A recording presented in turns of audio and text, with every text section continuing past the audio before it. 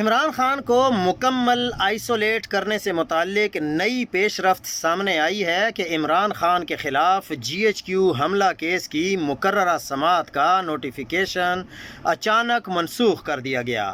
نئے نوٹیفیکیشن کے مطابق 9 مئی کے 11 مقدمات کی آئندہ سماعت انسداد دہشت گردی عدالت راولپنڈی میں ہوگی۔ نوٹیفیکیشن کے تحت اڈیالہ جیل سے بذریعہ ویڈیو لنک عمران خان کو پیش کیا جائے گا۔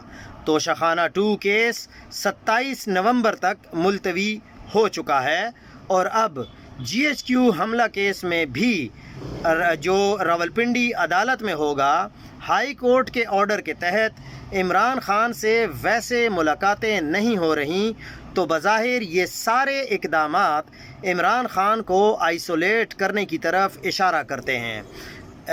اسلام آباد ہائی کورٹ نے حالانکہ ملنے کا نوٹیفیکیشن بھی جاری کیا تھا، لیکن اس کے باوجود بھی کسی کو نہیں ملنے دیا گیا۔